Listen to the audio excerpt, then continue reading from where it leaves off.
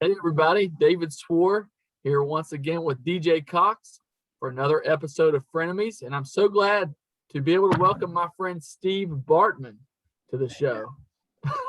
DJ, I didn't know Steve Bartman got a World Series ring. I googled that him today, just kind of wondered what happened to him, and I didn't realize that the Cubs had buried the hatchet. So I guess that's a good thing. It's all swept under the rug. I wonder, could he attend a game now, or you think would he still get mugged? Yeah, he's incognito, man. He's probably got a mullet and a large mustache if he attends games right now. There's no doubt about that. The Cubs were handing out World Series rings to everybody. Bartman, Ricky Renneria even got one. He wasn't even managing the team anymore. So they were just, you have a ring and you have a ring, kind of throwing it Oprah style out there with everybody. I didn't get mine though, so I'm still kind of bummed about that. But I'm excited for tonight, David. This is going to be a blast. This is obviously my team, and I hate your hat and I hate your background, and I love my background and I love my hat. So we're ready to roll, man. All right, well, let's do it. So let's go ahead and go back to 2020. 2020 treated the Cubs pretty well. So why don't you give us a review of the Chicago Cubs? So David Ross debuted last season for the Cubbies, 34 and 26. I thought he did a really good job managing the team last year. Cubs fans kind of went into this season not really sure how it would play out since he was teammates with a lot of these guys. That's probably a really tough situation. I can't really imagine like if we were playing together in college and then all of a sudden I'm the head coach at Temple and you're one of my players. It just would be completely awkward to be honest with you. So it's a tough situation that he was put in. He handled it really well. He had his ups and downs for a few things, but for the most part, I really liked what he did last year. I think he struggled a little bit in the playoff games as far as his managing goes. Wasn't completely his fault, don't get me wrong, but it was a team effort to fall in the playoffs, and he was a little bit of a part of that. He's got to take a little bit of the fall with that because he struggled in those two games a little bit, I believe. And the Cubs went down, unfortunately, to the Marlins in the wild card. Not the wild card in the NL playoffs there for it was a wild card. It was like everybody was playing wild card games there in the first round, and Marlins took them out 2-0 pretty quick. After a first place finish though, where they would finish 34 and 26 on the season, took the NL Central, had a really good regular season, jumped out of the gate really fast. David, they were on a roll. They were kind of running away with it to beginning, which is huge in a 60-game season that you get off to a nice start like they did. Really great start. From the 20, they went 27th in batting average, David, and that's one of the problems we talked about before the show started. This team did not hit last year, and it ended up being their downfall. 27th in average, 18th in on base percentage, 20th in runs scored. When you look at that lineup, it doesn't seem possible, David. 17th in bombs. Their starting pitching was outstanding, 6th in ERA, 4th in WHIP, and number 1 in walks per 9. And that means that they did not walk anybody. So when you got Yu Darvish on the mound, that's probably a big reason why Kyle Hendricks does not walk anybody either. But Yu Darvish literally doesn't walk anybody. So he might have had 1 or 2 walks a game, which I love pitchers like that who just go after hitters and very much limit the walks. Outstanding season from him as well, obviously. The relievers were 13th in ERA and 16th in WHIP. So the bullpen was average. Like I said, they were swept by the Marlins. They lost the first game 5-1, and the second game went down 2-0. So the offense once again disappeared. I started to get a little worried about the team's offense toward the end of the season. After the huge start, they kind of fizzled out a little bit and were like going 500 for almost every week after that. So you started to worry. You see the batting averages. You saw how they were hitting, and it was getting to a point where you're like, this is not good. And you started to worry about it big time. Cubs fans were really worried about it. And it ended up being a pretty bad downfall there at the end. Got to hand it to the Marlins pitchers. They came in and mowed us down. They were outstanding. And our pitchers were as well. The 5 runs in that first game were definitely not Hendricks.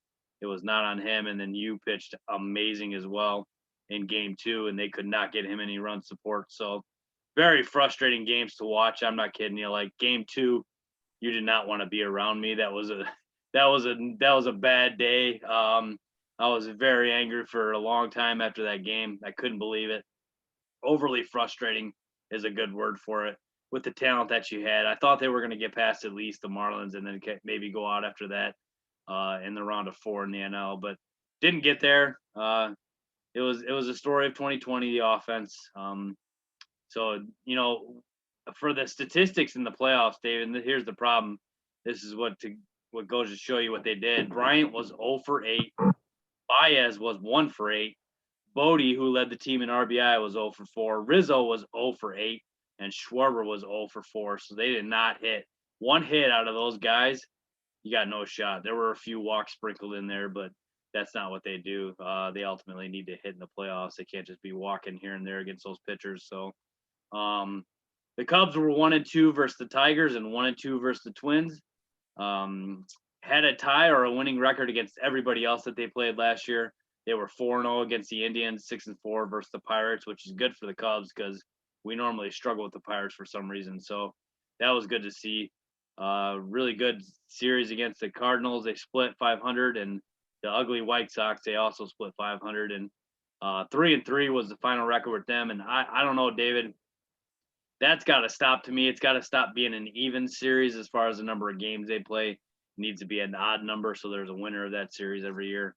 There's just no bragging rights when it's 3-3. It really stunk. So, I want that to be a 5-game series where you rotate who hosts the 3 games and then the other team gets the 2 every year. So that should be a 5-game series, or 7 kind of would water it down a little bit, I believe. So best 3 out of 5 would be awesome to have that moving forward, but I don't know if that's going to happen or not. So on the season, David, we talked about this a little bit too. You didn't really realize the batting average these guys had. Schwarber hit 188, Baez hit 203, Rizzo hit 222, and Bryant hit 206. Just a weird hitter's year for those guys. One of the problems I really believe that they went through is they've switched batting coaches like 3 or 4 times since the 2016 season.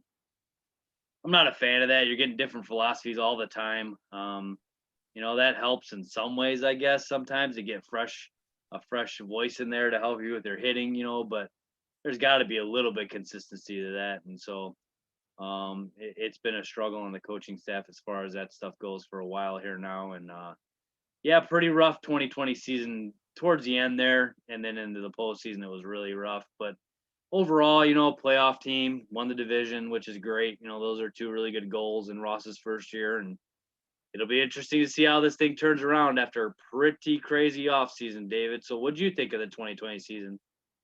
But like I said, I didn't realize, I guess, how good the Cubs were last year in spite of really terrible hitting. And I guess, again, I didn't realize how well the bullpen really ended up being. So Kimbrell got it turned around there at the end of the year, which I thought was kind of crazy. So maybe there's something to hope for in that, because to be honest, after the offseason that they had, man, it's just so hard. We've talked about this on air and off air, DJ. So this is the kind of the year. This should be the Cubs' year to win this division. The division's kind of down a little bit, and instead of punching the gas, DJ, they stuck her in reverse. So let's talk about that real quick. So here's the people that they lost last year.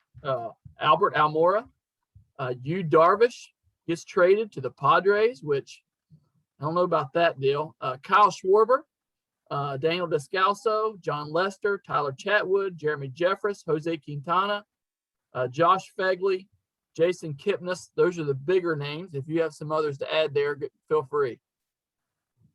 Yeah, so Colin Reyes, a free agent. Casey Sadler went to the Mariners. Josh Oshitz to the Reds. Dwayne Underwood Jr. just went to the Pirates. Jose Martinez to the Mets. Josh Fegley retired. Billy Hamilton's a White Sox. Hernan Perez to the Nets. Steven Sweezle Jr. to the Astros, and you pretty much mentioned the rest. So they got rid of a lot of players, and it's, we talked on our weekly podcast a lot about how this was going to hurt. It's going to be a rough off season. So I wanted to kind of go into the trade of Yu Darvish, obviously, which was the biggest move of all there in the offseason, the biggest loss. At first there, I'm not going to lie to you, I completely was just caught off guard, disagreed, was mad, didn't know what to think.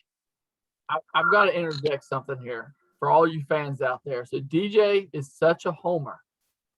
We were discussing, the Yu Darvish name starts popping up, and gosh, the guy's name is slipping me right now. But DJ makes the statement: if we don't get back, who is the Padres' big pitching prospect? Mackenzie Gore. Mackenzie Gore. There's no way we should make that trade. Yep. Spoken like a true Cubs fan, DJ. Yep. If you were GM, you would never trade anyone. I just thought that was so funny because they ended up getting back Zach Davies, who's a really good pitcher, and 4 like 18-year-old guys who were signed out of the Dominican Republic or something. So go ahead, DJ. Tell us your thoughts on that trade. You sounded like you might have been rounding the corner there and thinking it was a little bit better idea. So go ahead and give us the breakdown of what you think now. Well, I still don't like it from the standpoint of this team would look 20 times better going into 2021 with him. They really would. So we took a hit, no doubt. The farm system is destroyed. Let's just be honest. It's really bad right now. So I understand a little bit what Jed was doing. I didn't say I totally agreed with it, but if any of those 4 pan out, which I don't know if they will or not, you get Zach Davies back, let's just be honest, man, he's very underrated. He's a great pitcher. He really is. Like, there's nothing wrong with him. The only problem, David, is that he's not locked up at all. So they're going to use him this year and see where he's at, I guess. And then maybe you sign him long-term if you like him. But that's kind of the problem. I wish that Davies would have had more control. Like when they traded for him, if he would have had like 3 or 4 years control, I would have been a lot more okay with this trade. He doesn't. So I don't really know what the whole point of that was. It makes very little sense to me what they're trying to do. They kind of made a couple additions too to kind of counter losing which he kind of went into as well. So overall, I'm just being honest, and I think Cubs fans agree. It was a bad offseason. It really was. Like when you lose who I believe to this day was the Cy Young Award winner in the National League, it's bad and it's hard to overcome that, and you're not going to. And the rotation this year is going to pay a little bit for it. Let's talk about their additions, DJ. So they made some interesting additions. I agree with you that Yu Darvish trade is still to this day to me a head scratcher because, again, of where their position is in this division. You just won it. You've got a good chance to win it again. I get that they were trying to dump salary and that, Yu has been pretty terrible as a Cub until this past year. So I get all that, but just a head scratcher. But let's talk about who they did add. Brandon Workman, Cameron Maben, Jake Arrieta, Trevor Williams, Austin Romine, Jock Peterson, Zach Davies. And if there's any others in there that you want to add, feel free. Eric Sogard to the Brewers, from the Brewers, I should say. They just recently signed. He's a utility infielder. Going to make the 25-man roster off the bench. Jake Marisnick also added to the team from the Mets. He's a backup outfielder for us. We'll get some spot starts. He's a giant of a man. He's huge. Very good base runner, good defender, decent hitter. So I was pleased that they got him because the backup outfielders for a little while there did not look good at all. Now it looks a little bit better. You got Shelby Miller, who we got from the Brewers, who will be at the back end of the bullpen there, long reliever type guy. Matt Duffy they got from the Yanks. Sergio Alcantara from the Tigers. Michael Hermosillo from the Angels, and he's a local kid from Ottawa High School, who my alma mater, Plano, used to play against a lot against this kid. And he's a stud, and he's going to be stashed in the minor leagues for now. And that'd be really cool for him, obviously, to come up and play with the Cubs and, make it to the show. He played with the Angels a little bit. He was up and down for them. But it'd be nice for him to make it to the show with his hometown team. And Cole Stewart we got from the Orioles, Jonathan Holder also from the Yankees, Adam Morgan from the Phillies, and Robert Stock from the Red Sox. A lot of those guys are stash bullpen guys that will come in when we need to extend the roster there a little bit at the end in September, and if injuries come up in the bullpen. They definitely went out and got a lot of relievers this offseason, loaded up on that. So, you know what? Overall, man, I'm not completely against everything that Jed did in his first year as GM here in the offseason. I love the Jock Peterson signing. I've just always been a big Dodgers fan after the Cubs, and this will be his first chance to get a full-time gig. Dave Roberts really didn't let him hit a ton against lefties, and that was the problem. Is Jock struggles with the lefties, so we'll see how he does this year against left-handed pitching, which is kind of the key for him. He can mash righties, that's for sure. He's got, in his last full season, where he almost came close to playing a full season. He was about 147 games. That's the most he played in his career. He had 36 bombs and 74 ribbies and batted 250 with a 339 on base. So he can play, man. He really can. And he can glove it. He's clutch. He hits the ball so hard, man. He's got a really awkward lefty swing and just muscles the ball, man. And he's really got that home run derby swing for sure. So I was really, really excited to get him. When they added him and Marisnik into the outfield, I was stepping up big time. A lot happier with the outcome of that. For a while there, I was wondering what in the world are we going to do in the outfield since Almora was gone.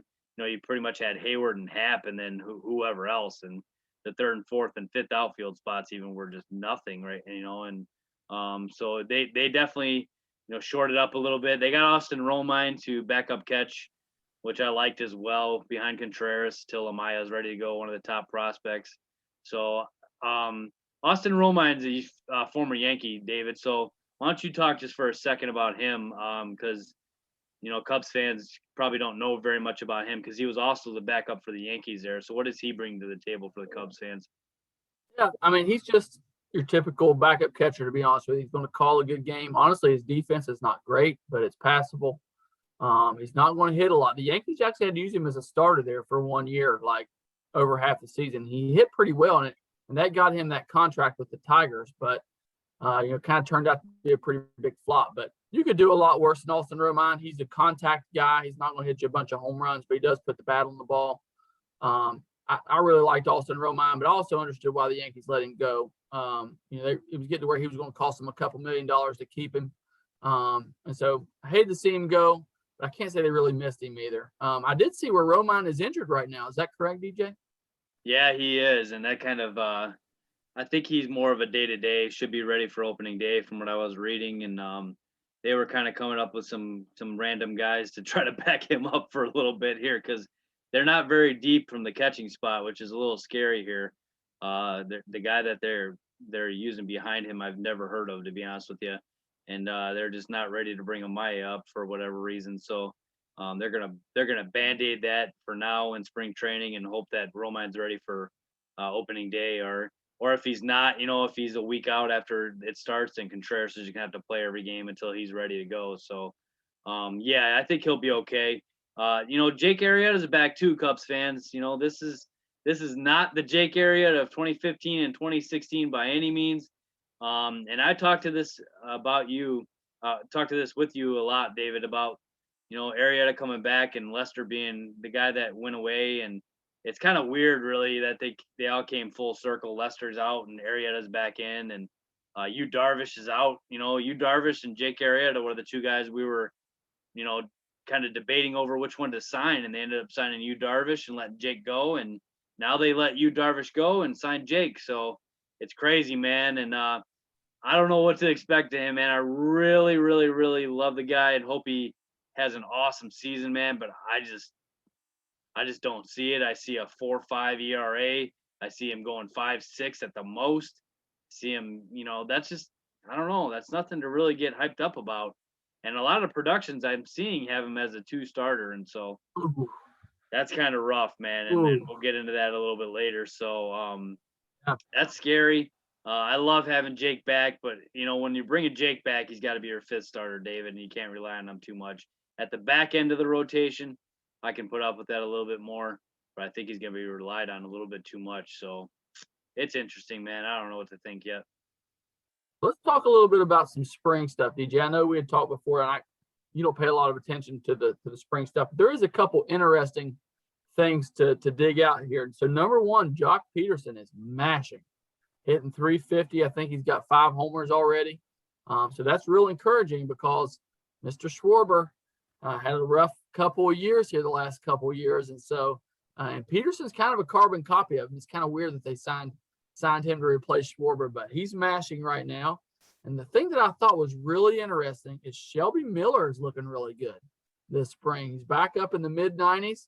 So any chance he sneaks into that rotation, or is he just strictly relief guy now? No, I really believe he's got a shot. I think that the end of that rotation, I am not sold on Trevor Williams. And if he struggles and Shelby Miller's pitching like that, come on in, buddy. I'm serious, man, because I got a very short leash with Williams and of the five guys there, and even Arrieta, to be honest with you. I'm just being honest. Like, if one of those two guys are struggling, right in he comes, and it's a great point on your part, David, about Jock Peterson being Kyle Schwarber.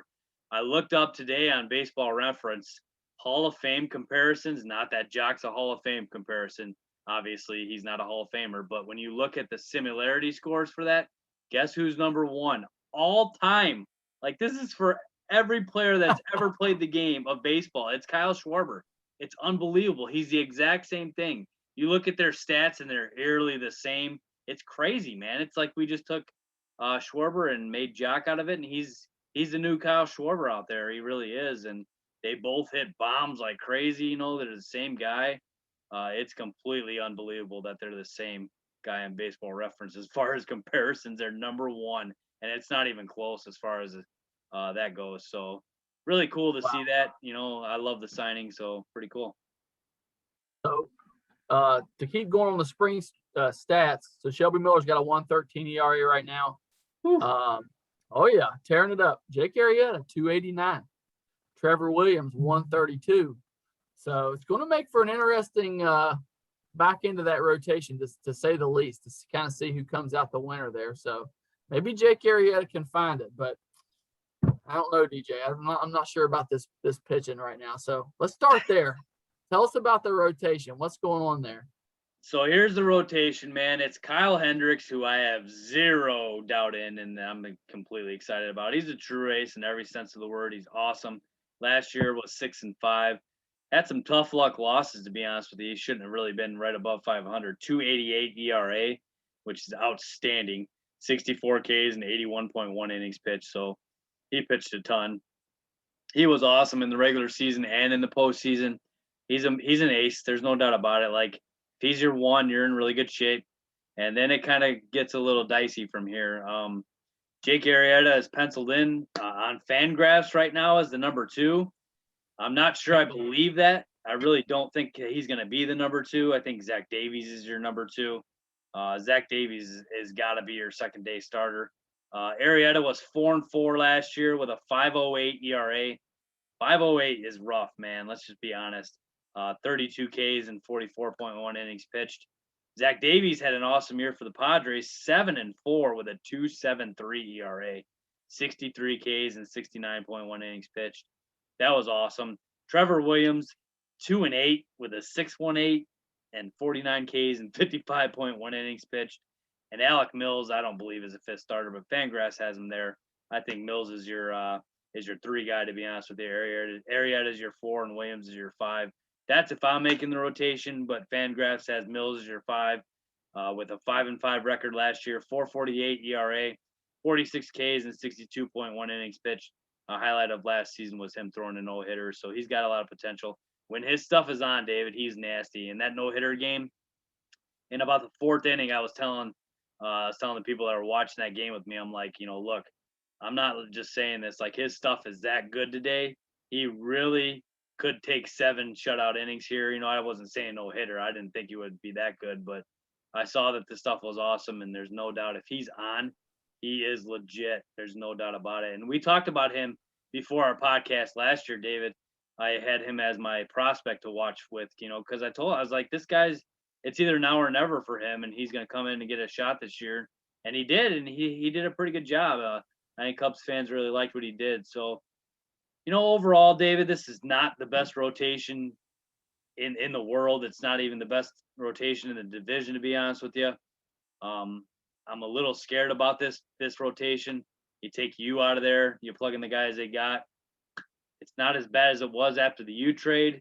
It's gotten a little better since then, but I don't think it's good enough yet. So it's a little frustrating. I'm not sure if they're, at the deadline going to do something. Are they going to stick with it or burn the whole thing up? It's going to be another crazy year as far as that goes too. So That's your rotation. So what do you think of that rotation, David? I hate it. I straight up hate it. I hate to be like the cold water pourer here, but man, you know what this rotation needed? This rotation needed you, Darvish. That's exactly what it needed. So I was looking, I guess all these guys pretty much had the same profile. So whatever teams that they play are pretty much going to be seeing the same starting pitcher every day. And that's a problem. I mean, you like for guys to mix it up. You like to have guys from the other side of the, a lefty here and there. So I think this is an issue, man. And again, the good news is if you look at the division, everybody else has got issues too. So it's going to be super interesting to see how this plays out. And so, DJ, we don't normally go this deep, and you may not have done this much research. I don't know, but I figure as a Cubs fan. So after that rotation, we know it's shaky. What are we thinking about the bullpen? Yeah, I'm a big fan of the bullpen. I'm not a huge fan of it, but you got Craig Kimbrell as your closer. If he's on, he's nasty. But the problem is he's giving up a lot of bombs. And if you're pitching at Wrigley and you get the ball, give up the ball in the air, it's going to go out a lot of times. So he's been struggling so far. He's had his glimpses of being awesome, and he's had his glimpses of being just absolutely terrible. And for the most part, it's been the latter. He's been bad. I'm hoping he can be his old self, but he's really struggled here. When the Red Sox won the World Series in 2018, he was their closer, and they weren't closing games with him in the World Series. They were bringing Chris Sale out there, and that spoke volumes, man. And when we got him, I was kind of like, man, he's on like a little bit of a Hall of Fame track if he keeps it up for another 5 or 6 years. There's no doubt about it. He was, and he got lit up a little bit, and I was like, okay, but then it just kind of kept happening, and he had a 5.28 ERA last year in 15 innings pitched, so it was not a good year for him. He's got the potential to be really nasty, obviously, and he throws a rising fastball, which is crazy. He's got a lot of good stuff. Rowan Wick is coming back this year. He's hurt a little bit still. I love Rowan Wick. I think he's awesome. I think if Kimbrell is not the closer, Rowan Wick can definitely take that and run with it. He's got potential to be a closer. Not a dominant one probably, but he can do it. I think he can really do the job. Brandon Workman I like too. I got him from the Red Sox. Andrew Chafin came in last year for the lefty side. He's a good pitcher. Jason Adams is okay. Ryan Tepera had a good season last year. Actually got an MVP vote on accident. That's a pretty funny story. Somebody thought he was somebody else and clicked his name for MVP, and I think it was a 10th place vote, and so Wow. He'll always have that on his resume, I guess. And Dan Winkler, Dylan Maples, and Shelby Miller, he is your long guy. So, yeah, I mean, it's not the greatest bullpen in the world. It was about average last year. It's about average again this year, to be honest with you.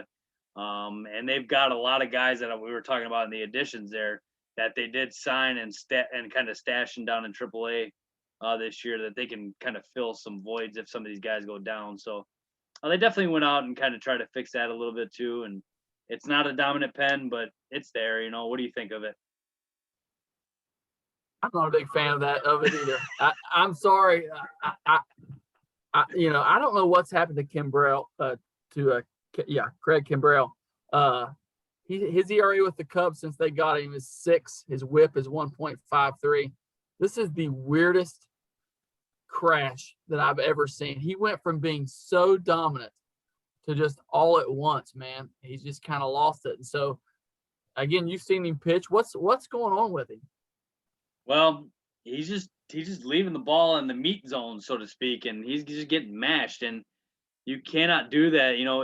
His off speed is, if he's missing with his off speed, he's missing bad to where they're not chasing it, and that's a problem too. If your off speed's not coming close to hitting the corners or anything like that, you're in trouble. So he's just not been looking like himself. He still throws gas, like he throws really hard. It's not like he's lost a velo there, so to speak. It's not as good probably when he was a lot younger, and he was really awesome when he was young. But he's a little worrisome. I'm a little worried about him. There's no doubt about it. He's not a shutdown closer by any means. So you can definitely get to him now. I have no idea how he's doing in spring training, nor do I really care, to be honest with you. But he's got that funky motion going still, and I hope he figures it out, man, because if he does, he's got the stuff to overcome it. So we'll see. It's been a bumpy ride, but I haven't completely lost faith in him yet, but to be honest with you, David, if he starts to struggle this year again, I will have lost faith in him because he's kind of pushed Cubs fans to that point to where he needs to put up or shut up. So, Trent Kimbrell's spring ERA 17.36. ooh, see, that's bad. That's bad. Even though I don't care, it's still bad. Yeah, it's not good. Hopefully that turns around. I'm like you, Rowan Wick is a good player, but again, if I'm comparing it to the Pens in their division, we know who's got the best one. That's definitely the Brewers. Didn't do a lot of research on the Cardinals pen, but it's just this pitching got a good staff. pen. Pitching staff does not seem like a division-winning pitching staff. I'm just going to say it that way. I mean, there's just nothing. Hendricks is great, but the rest of it's just like, nah. And generally you can't win a pennant that way. So let's switch gears. Let's talk about the lineup now. The lineup, I do think there's some hope here. But here's the thing, DJ. We talked about the switching of the hitting coaches, and I believe the reason that switching has been going on is this has been a little bit of an issue now for a couple of years. This hitting's kind of been underachieving. So let's talk about that lineup a little bit. How's it going to play out?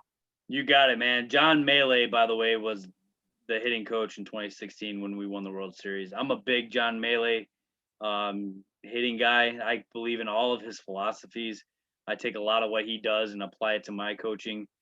He was phenomenal. I wish it would have stuck with him. It was Madden who brought him in. He didn't stick with the team, unfortunately. We went through like Chili Davis and one other guy. Now we're at the other guy too. So we're way in there with hitting coaches. Don't like it, but here's who the hitting coach has to work with. Ian Happ, center field, 12 bombs, 28 ribbies, 258, 361 last year. Was pretty much, to be honest with you, the MVP of the offense last year. He was great, especially at the beginning. And a lot of what happened at the beginning with us jumping out in the big lead was him. He was awesome. He kind of fell off a little bit, batting average wise, a lot towards the end there. But he was amazing at the beginning, which, to be honest with you, in the 60-game season, he fell off. Don't get me wrong, but when you get out to a jump like that, and he was on fire then, he really, really carried the team to the division title, to be honest with you, offensively, and he was awesome. Wilson Contreras is your catcher, batting second. 7 bombs, 26 ribbies, 243, 356 on base, walks a lot. He had a great on base percentage. Anthony Rizzo, first base, 11 bombs, 24 ribbies, 222, 342 on base. Chris Bryant, your third baseman, 4 bombs, 11 ribbies, 206 batting average, 293 in a shortened season by injury. So he struggled as far as staying on the field. Jock Peterson was your left fielder, 7 bombs, 16 ribbies, 190 batting average, 285 on base for the Dodgers last year. Javi Baez was your shortstop, 8 bombs, 24 ribbies, 203 batting average, 238 on base, which is not good. On base percentage, really low, really struggled with no fans because that's the kind of player he is. He loves to play in front of the fans. No fans, no Javi. That's what happened last year. And I truly believe that was a big factor for him because he feeds off the fans, no doubt. He's that kind of player. Jason Hayward was also awesome last year. 6 bombs, 22 ribbies, 265 batting average, 392 on base. The on base was outstanding. Nico Horner will be your second baseman. No bombs, 13 ribbies, 222, 312 in limited action last year on the team. So you notice, David, a lot of very low batting average and some very high on base percentages. And Schwarber did the same thing, who's gone now. Very low batting average, very high on base. This team relied on walks and homers, David. That's what they did. They would walk and they would hit bombs. And that's what they relied on. They didn't string together hits. They didn't do that kind of thing, double in the gap, score some runs. That just is not how the offense worked. They were built around walking and hitting the 2-run homer, the 3-run homer because they drew a walk or a hit batsman. Contreras gets hit a lot as well. So, yeah, you got David Bodie on the bench, which I do not agree with. This guy led the team in ribbies last year. He is not better than Nico Horner defensively, but he is offensively. Okay. You put David Bodie in your top 10 fantasy second baseman. And now, 2 weeks later, he's not even starting. So what happened? I'm not very happy with David Ross on this move. I don't understand it. David Bodie needs to be starting. He needs to be in there. You need to use Horner as your backup shortstop, your backup second baseman. even I don't know if he can play third, probably not. But your backup middle infielder, Bodie's just, I mean, he's clutch, man. He did not have a great batting average last year either. He was 200, but he had a 303 on base, 7 bombs, 29 RBI, which led the team. I mean, how does the guy that leads a team in RBI sit the bench? I'm just not wrapping my head around this. Nico Horner does not hit, so I don't get it. I think that says more about a bad offensive year than it does about David Bodie's ability to be a hitter. I hate to say it that way, but I mean, it looks like your manager must agree with me. Yeah, you hit 200. I mean, I think it's cool that he ran into some balls, and that's great. But yeah. No, we're gonna talk about that a little bit later. It's just a little. I'll get into that even more when I kind of feel about that. But Austin Romine's your backup catcher. Eric Sogard from the Brewers, they just signed. Vargas is your backup. I'm not even going to try to say his name. It's Ildemaro. No clue. I've heard it 400 times and still can't say it. And then Jake Marisnik is on the bench as well. So I love the offense. I love it. I mean, there's nothing really bad to say about this offense. If you don't think this is a good offense, I know their batting average was really down last year, but take the 2020 stats for what they're worth. These guys are proven hitters and proven stars in this league. And any given night, 4 or 5, to be honest with you, 4 of these guys could be MVP candidates any year. So what do you think of the offense, David? On paper, I like it. It's got some big names in it. But like I said before, when we were talking about the switching of coaches, this has been a trend. This has been a little bit of a trend here. And so it's got to be concerning. I went back and looked at the 2019 stats. They were just kind of middle of the pack, basically the same team with a couple different guys. And so, I mean, something's got to give right here. You got all these guys that are potential free agents. Something's got to give. The one that surprised me the most last year was Baez, and maybe it was the fans, that kind of did him in, but it just surprised me. He's such a good hitter. It surprised me that he fell as far as he did. But just, rough year last year. But I'm like you, I do expect a bounce back. It is the key to this team. They're going to have to score runs because I think they're going to give some up. But I think they have the capability to do it. And we said it last year, DJ. This team was primed to win a division, and I think they're going to be in that mix again. Like I said, just wish they would have signed another pitcher or two, and then I would really believe in them. So DJ, talk about the strengths and weaknesses of the Cubs. So the strengths are definitely the lineup. I like this lineup a lot. I really do. I'm a big fan. Those guys will be better hitting in a normal 162 game season. They all stay healthy. They're going to score runs. They're going to dominate offensively. It's going to be hard to shut this team down on a consistent basis. I really believe that. We went through stretches last year where we struggled. I don't really believe that as far as this team goes. I think they've got it. I think they'll be fine. I like the additions of Jack, Romine, and Marisnik. I think is good. You just replace Schwarber with a guy who's the exact same thing as he is. Even though I loved Schwarber as well, they just did the same thing. Really kind of a weird move to let him go and get the same guy back for just a little bit cheaper. But, I mean, this team will hit. There's no doubt about it. And the one thing I kind of wanted to talk about with this offense here is at the deadline, there's been a ton of rumors on Chris Bryant getting traded. So I was kind of bringing this up here when I was talking about the strengths. Like, I don't get it, man. You're going to have to make a decision here on who you're going to build around. The Cubs are going to make a decision on Rizzo, Baez, and Bryant this offseason, which is definitely going to be very hard. Again, we thought last offseason was rough. It's only going to get rougher because they're not going to sign all 3 of these guys. I really don't believe that. So one of the big dogs is going, unfortunately. If they sign 2 of them, I think I'd be surprised, to be honest with you. I just don't think this is headed in the right direction as far as these 3 go. I think as much as Chris Bryant wants to just shout from the rooftops that he wants to stay and that everything is okay and that, Jed Hoyer's saying lovey-dovey things about him too, I don't believe it. And I don't think a lot of Cubs fans believe it. I don't think a lot of the media believes it. I think a lot of people think he's gone. It'll be interesting if this Cubs team struggles to start the season toward the trade deadline is out of it, then we'll see what happens. And I really believe that a big trade will happen there if they're out of this thing, which is scary.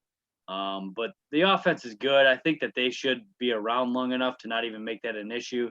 So I'm definitely going with the lineup as a strength, David. So what do you got, buddy? I totally agree. You know, we've said enough about the lineup. Really, they got the guys, and I'm with you on Bryant. You know, it seems like Bryant has struggled forever, but then you go back and look at 2019. I think he had 35 home runs, which would put him in the top few third basemen in the league. And so it is kind of interesting how he's fallen out of favor so quickly. Like basically in one half season, he's done. We need to trade him. And so that is super weird. But I think these guys are going to hit. I like their lineup pretty well. I agree that that's the strength of the team. So what do you think is the weakness? So I'm going to go with that rotation, and I'm going to bring in a few guys here that could help if things go bad. I love Kyle, and then after that, I'm kind of just not really sure. I was talking about that earlier. I think Davies is also. I think he's your number 2. I don't know what Fangraphs is doing really with the lineup there. It's kind of weird where they had the order there. I already talked about Arrieta and Williams. I'm not a fan of Williams, but you know what, David? I believe Trevor Williams was one of the top pitchers in 2018 in the National League. He was up there, man. He had a really good year. And I know that was 3 years ago, but if he can get back to what he was doing, and he's got the potential to do that, and he showed it for 1 year. So if he can do that, and like you said, he's doing really well in spring training so far. So if he can find it, that would be great. And Alec Mills is your 4 or 5 guy in this lineup, and I think he's the 3 for us. And I think that they are going to have some guys that are looking down these guys' backs to see if they can take over for him. Adbert Alzolay is a guy that can step in there. He's proven he's pitched in this rotation before. If one of those guys goes down, he could be there. You can bring in Braylon Marquez, who's our top prospect. He's a lefty, to get a left-handed look. If these guys fall out of favor, you got 2 guys there that you can bring up to try to patch the hole. Marquez is a little more raw. He got 1 start last year. He really struggled. Mightily, I don't think it was a start, actually. I think he came in relief and pitched and struggled mightily. But take that for what it's worth. He's probably really nervous, and the stuff is there. And the guy throws over 100 miles an hour from the left-handed side. So if he can get it under control, he's going to be nasty. And a good watch for a long time. It'll just be interesting to see if he can do it as a starter or if he's going to come in and be a closer. And it is yet to be determined, I think. But I think they want him to start. They want him to come in. So you got 2 guys there that you can look to if these guys struggle. So I think that's something you can kind of fill in there if they can't get there. If they're in it, maybe they go get somebody to help them out. So, and like you said, Shelby Miller's there as well. So you got 3 guys really that you can patch in there if these 3 struggle. And Davies and Hendricks are going to be every day, and you're going to kind of ride and die with those guys. But those 3 could be the replacements for the other 3 if they struggle. So there's a little bit of depth there if they fall apart. So not a really big fan of it, but it could be fixed internally. So what do you think, David? Yeah, I think pitching in general. I said before, I'm not a huge fan of their bullpen either at this point. Just the back end of it is too shaky. Kimbrell hasn't been good now in about 2.5 years, really. And so I don't know. Again, it's, Kimbrell was on a Hall of Fame path. And so you got to trust that some of that was real and that he could tap it. And again, Shelby Miller was an ace at one point. I can't remember who he got traded for there years ago when we went to the Diamondbacks, but it was a huge haul. And so maybe there's something left in that tank, but everything you said is true. I just don't know about this pitching staff again from top to bottom. It just doesn't seem like a playoff pitching staff to me, but we'll see. It does have the potential to be. I'm not sure that it is right now. So let's jump into those prospects a little bit, DJ. So the Cubs, according to Keith Law, have the 17th best farm system in MLB. Here's an interesting stat. No homegrown starting pitchers since 2011, DJ. That is crazy. That is crazy. So who on the farm is going to help them out this year?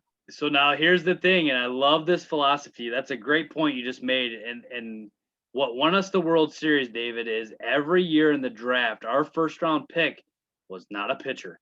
We were position guy, position guy, position guy. We built this team in the first round with all these draft picks that we got. It was awesome, really, to see, and it made a ton of sense. If you get the stud position guys that are going to be good hitters in the pros in your first round picks, you can go get free agent pitchers who are proven instead of taking the big risk of drafting a pitcher in the first round and he gets hurt and never is the same, or, just doesn't show transition to the pros. So the philosophy worked, and that's a good point. It hasn't. We do not draft pitching in the first, until recently in the first rounds, and spent a lot of time there getting position players. Worked out really well for them. They end up being awesome moves by them to do that. But now their farm system is a little bit better. In the past, it has been in the 20s. So getting to 17th is a little bit of a step in the right direction. It's not where it needs to be by any means. But there's some names on there that are really, really good, and some guys to keep some tabs on there. So the guy I want to talk about tonight is Brennan Davis. He's their number one prospect. He's an outfielder. He's probably not coming up this year. He's coming up more of next year to the year after, so to speak. He's 6'4", 210 pounds. He's a second-round pick in 2018 out of Gilbert, Arizona. He's ranked everywhere from number 61 to 78 prospect overall in baseball. He had 30 ribbies in 50 games last year, which is a very good pace in A-ball. Hit 305 with a 381 on base percentage, so he had a good year last year hitting. He's a righty thrower. He's 21 years old.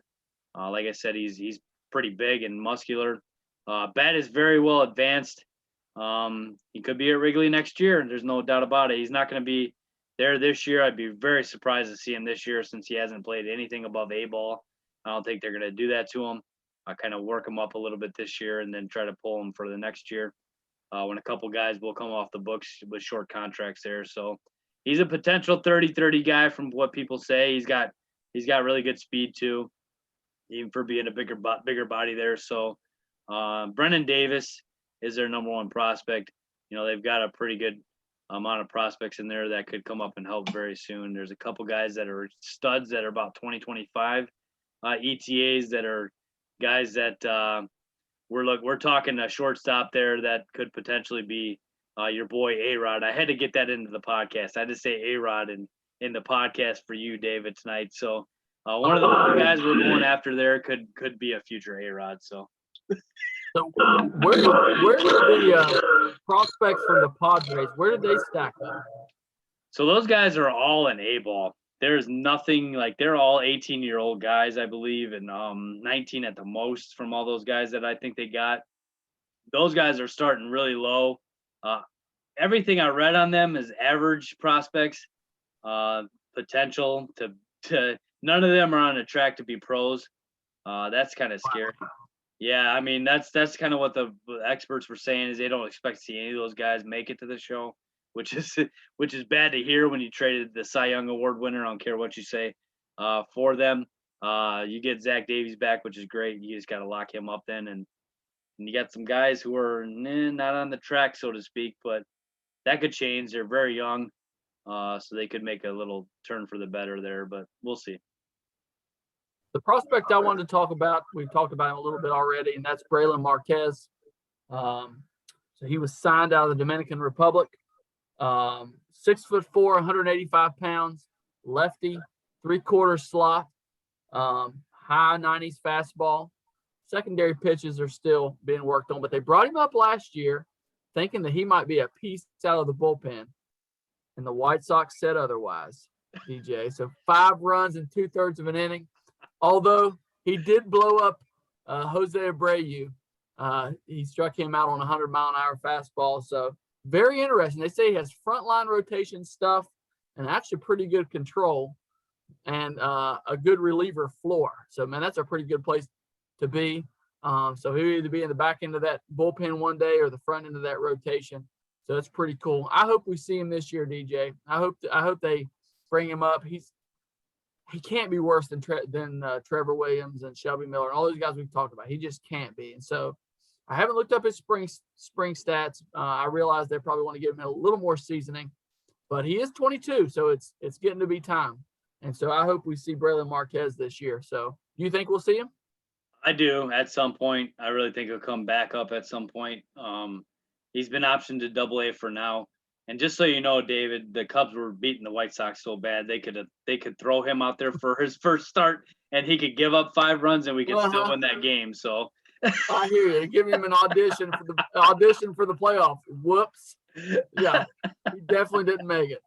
But we'll Yeah, see. but Brother Mark, go ahead. I think Marquez will be up at some point. He's a stud. When you throw over 100 miles an hour, you got it going for you. So we'll see if that ends up happening. But I would say yeah, at some point for sure.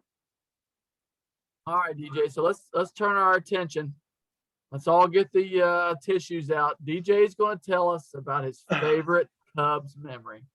2016 ground ball to third base. Chris Bryant slips up, throws to first a little bit high. You thought the ball was going to sail over Rizzo's head. It did not. He catches the ball.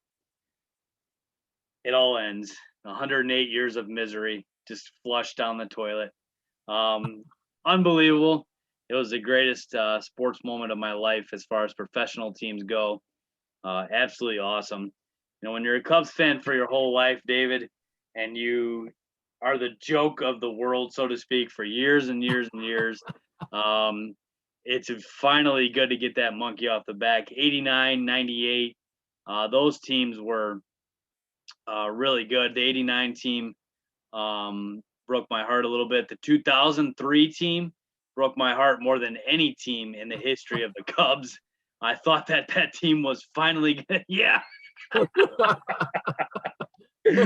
Oh, it comes back to him, doesn't it? You're haunting me, man. You did that to me. And to be honest with you, when 16 hit, 2003 doesn't hurt as much when you finally get one. That one still hurt because I thought of all the teams growing up that 2003 team was the best and that had the best shot of doing it and should have done it if it wasn't for that guy behind you. But the 84 team was awesome. I'm not old enough to remember that team, but they are during my lifetime. So, man, you know, when your whole family is Cubs fans, it's so much more enjoyable to go through all that with them. That place just was great. It was unbelievable for like the next week. It was like the fourth largest gathering in humanity history when the parade went on. I believe like they were going back to biblical times when there was some gatherings in the Bible that they were putting up there a little bit above what the Cubs did. And it's just crazy to think that there were so many people in one spot there. And you could tell, like I've been to a lot of the Blackhawks parades over the years. And when the Cubs parade happened, it was just like a sea of blue. It was way bigger than anything that the Blackhawks ever put on. That whole entire city was just completely like it was unbelievable that you couldn't get in and out of the city. It was crazy. You had your trains were every train you had was packed to get in. It was a lot of fun to be a part of all that and to go through all that as well. It was awesome. It's an experience unlike any other, David. I know you're a Yankees fan, so you guys win the World Series like every other year, so it kind of gets watered down a little bit. Yeah. You're Those were the good old spoiled. days. You got like 27 World Series titles, and we got 3, so you're a little more spoiled than we are. But, you know, the thing about it too, David, and it's kind of hard from here on out. And don't get me wrong, like I'll love every title that they get from here on, but nothing's ever gonna top this. Like nothing will ever top 2016. It's your first title. You'll never feel the feelings that you felt when you got that first one. So from a fan perspective, that kind of, you know, is a little bit of a bummer. Don't get me wrong, it was awesome, but nothing will ever top that. It just really won't. So it was awesome. You know, you know, let's just be honest. Like my grandmother who passed away just a few months before the Cubs won the World Series, and she was a huge Cubs fan. She never seen it in her lifetime, man. It's just like just crazy things like that. Like she lived a full life, close to 80 years, and she was a Cubs fan her whole life and never saw it, man. And she passed away and missed it. You know, she saw it from heaven there, I guess, you know, you could say that. But just crazy the amount of stories that people have of that. And you know, it was really, really awesome feeling to go through and awesome indeed. And definitely my number one memory. I've been to probably I don't know. I can't even really put a number on it, but I've been to Wrigley so many times and saw a lot of amazing things over the year. Had a lot of fun, and I just wish I could have gone to a World Series game. That would have been really awesome, but it didn't happen. It's okay. I still enjoyed it. But David, what is your favorite memory of the Cubs? This I got to hear. This is easy. 1998, man. Uh, two Hall of Famers should be. We're slugging it out to save baseball, and that was can't miss TV. Sosa and McGuire going at it. The Cubs were good that year. I looked it up today. They won 90 games, and also in that same season was the 20K Kerry Wood game.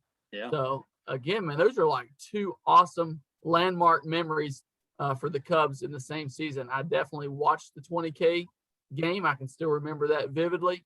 And again, every night, man, you were flipping on the TV because they were panning away to those at bats and watching Sosa and McGuire slug it out. And so that was an easy one for me. I told you before, the Cubs were one of those teams you could come home and actually watch in West Virginia. There's not very many. It was Braves and Cubs. That's what it was. And so I've actually watched a lot of Cubs baseball over my life, and that 98 season was unforgettable. So, and the second best memory right here. So listen, me and DJ, that was right after we got out of college. So it was like the best day of my life when that happened. I mean, I couldn't even really rub it in. Because it was so devastating to DJ for years.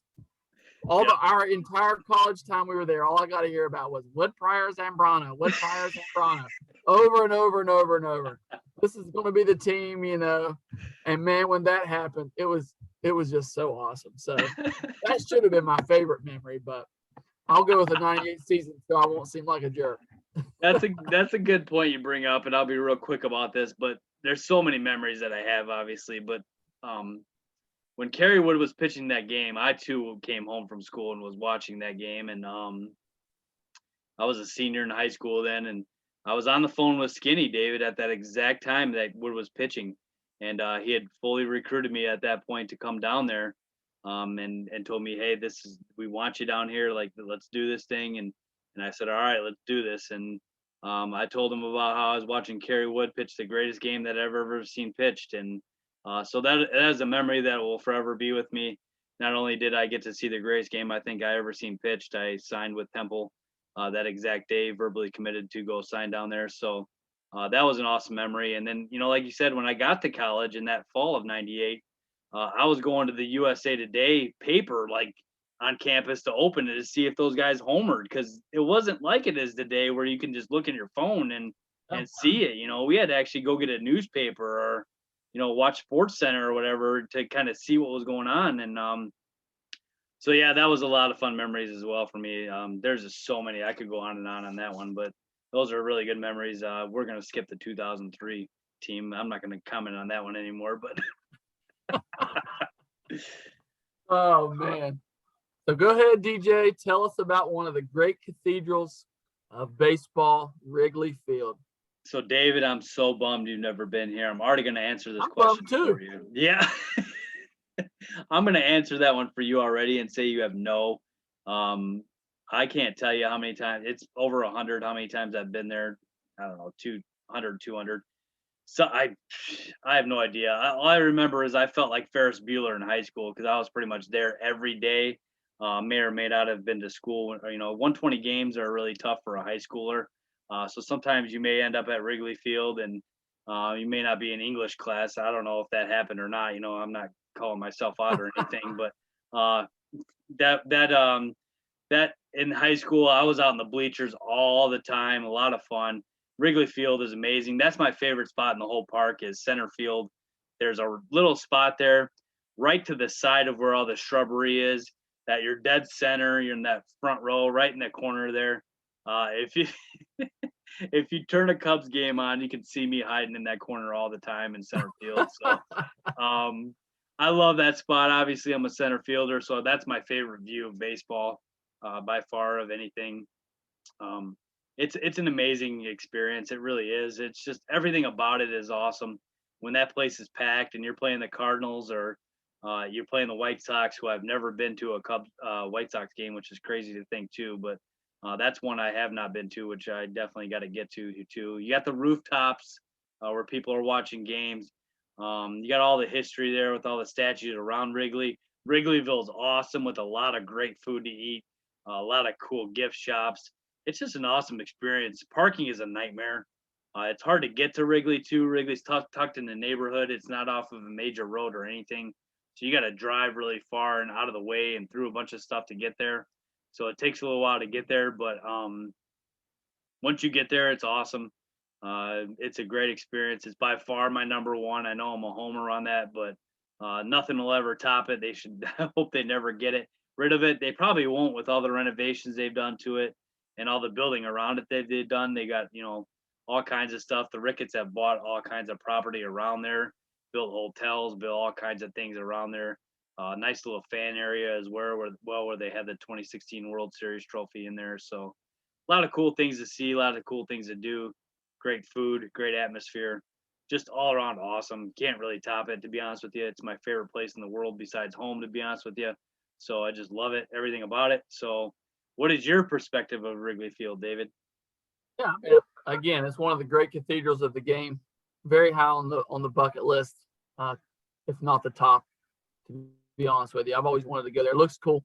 So yeah, I mean, there's not a lot that I can say because I haven't been there, but it looks really cool. My question is, do they still have the fence over your head to keep the concrete from falling on you? Remember when they had that problem several years back? You remember that? that could be a problem. So yeah, if that's the case, I really want to problem. sit in the outfield. I don't want to sit under the concrete.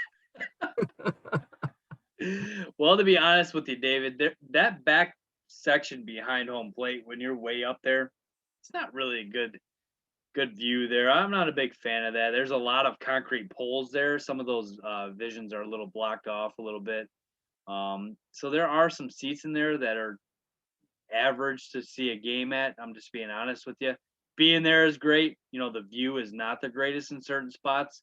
But if you're in the bleachers, that's where I pretty much go every time. It's awesome no matter where you sit. So, all right, DJ, it's trivia time. I'm going to lay this one right here on you. The Cubs have 6 Rookie of the Year winners, 4 of which were in our lifetime. So I'm gonna make it easy. Can you name 4 of the 6? Name the ones from our lifetime. You got Any of the 6. Jerome Walton, 1989. Kerry Wood, 98. Chris Bryant, 2015. Okay, and the 4th one is stumping me. Okay. I'm going to guess. Man, who is the 4th guy? I'm losing this one a little bit. I'm not giving you a hint either. This is too close. You should know this one.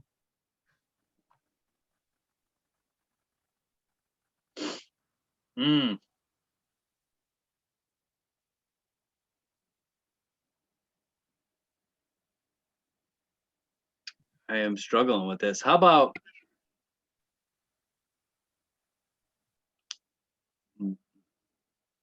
I could very well be wrong, but for some reason Giovanni Soto's kind of, but I don't know if he won Rookie of the Year is the problem. But he was really good that first couple of seasons. I'm gonna stick with him. Is that it? That's it. Is it really? 2008. Oh, good grief! That can I try the other 2? Do you have the other 2? Yep. Is it One Ernie? of them you should get. Go ahead. Ernie Banks? No. Nope. Billy Williams? 1961. Man, Ernie did not win Rookie of the Year. That's surprising. The other one's not popping in my head. Ken Hubbs, 1962. Yeah, I wouldn't have got that for sure. I'm Wow. not sure who that is. That was good trivia, man. I got it. 5 out of 6. That's pretty good. Yeah. I'll take it. If somebody out there could have named Ken Hubbs as the 6th guy, then wow, more power to you. All right, so mine is going to be, who is the first Cubs pitcher to win the Cy Young Award, David? I'll give you your options here. Bruce Sutter, Fergie Jenkins, Rick Sutcliffe, or Three Finger Brown. First Cubs pitcher to win the Cy Young Award. Bruce Sutter. Jenkins. Fergie Jenkins is correct. Nice job. That was clutch, man. 284 wins, 226 losses, 3.34 ERA, 3,192 Ks, and 4,500 innings for the Cubs in 10 seasons. He was a stud. We used to see him at the Cubs convention all the time, and he signed a baseball for me, and I asked him to sign the baseball, David, in the sweet spot of the ball, which is like the autograph spot there where you kind of sign. He said there's no such thing as a sweet spot on the baseball. So he kind of put me in my place a little bit there. But I've got a cool photo of him signed in a baseball in the sweet spot that he says is not the sweet spot. So whatever. Fergie was an awesome pitcher. No doubt about it. So good job on that one, David, because I threw some names in there that could have threw you off a little bit. But you stuck with your guns on your gut. So good job on that. Thank you. So I guess we got to wrap it up. So it's prediction time, DJ. So let me go ahead. Let me guess. World Series and first place in the division. Not that far, but I am going to predict them to win the division. I still believe that they're the best team in this division. I'm not sold on the Cardinals offense by any way, shape, or form. And a lot of people are picking them. I think they have the two of the better players offensively in the division, no doubt, and Goldschmidt and Arenado. After that, I'm not sold on them. Not really sold on their starting pitching. I love their bullpen. I'm not sold on the Brewers as well. Yelich is one of the better players in the game. Not sold on their lineup. Top heavy in the starters, in the rotation there. Very awesome bullpen. So it kind of balances itself out. A lot of these teams, you have things that you really like about them and things you really don't like about them. So I think that keeps the Cubs in there and interesting, and a very possible division winner. Of all the divisions, I think that the predictions are split the most in this division amongst those three teams mentioned. I'm sticking with the Cubs. I really believe it. And I do have them winning the division, so they're not going to be a wild card team. So they will end up in the division series, where I believe that they will lose the division series. So I think they're going to make the playoffs and get eliminated, unfortunately, in the first round is my let's just say my expert, so to speak, pick. My gut wants them to win the World Series, obviously, and thinks that they're good enough to do it. But it will not happen. So what do you think, David? I picked them to be second, DJ. They're going to be fighting for that wild card spot. I'm not even confident enough that they're going to win the wild card. So I'm not sure I'm ready to commit to them being in the playoffs. That pitching is just too iffy. I just can't do it. I'm not going to tell you who my team is above them, but all those three teams that you named are very equal.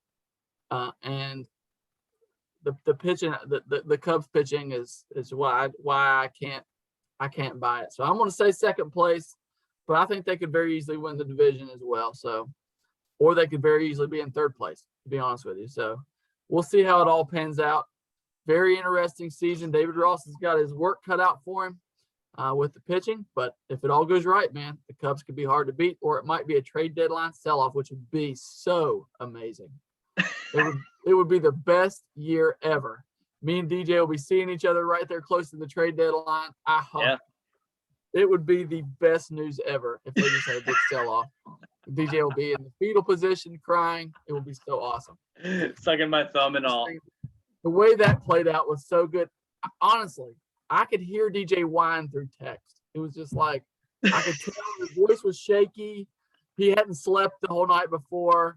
Nicole's over there rubbing his back and saying it's going to be okay. And to think that they would sell off, Rizzo and Bryant and those guys, oh, man, it would just be so good. But I wouldn't wish that on you, DJ, but it would be really good. You're unbelievable. I can't wait for the Yankees podcast. I'm going to return the favor. Okay, I'm ready. We don't call this frenemies for no reason. That's right. That's right, buddy. We've been agreeing way too much here recently, so we needed something like this, no doubt. And before we go, David, I just wanted to give a shout out real quick to Smooch Hearn, who was our teammate in college, the only other Cubs fan that I know of that was on the team with us at Temple. I do Go ahead. remember this guy that wore dirty uniforms and had these floppy socks for every day. Oh, wait a minute. That's you. If you guys didn't know, DJ just never could get those stains out of those uniforms. It was dirty every game. And he likes him some Muppet socks. So he's the only Cubs fan, I guess, besides Smooch that I knew. Although I did show up with a Charleston Hawks hat on that looks like a Cubs hat, but it wasn't the same thing. You did, man. The first time I met you, you were in a Cubs hat, and I knew you were a Cubs fan from the beginning, and you've always been a Cubs fan in my mind. So you're just in the closet a little bit. You don't want to come out and ruin everything. I get it, So that was a really cool memory as well to see a fellow Cubs fan on campus with me as a freshman when you came in there. Love that story, man. It cracks me up to this day. And you were like, get out of my face. It's a Charleston Hawks one. I'm a Yankees fan. So don't even talk to me anymore. And then I knew you started throwing. And I was like, all right, we're off to a beautiful friendship here. So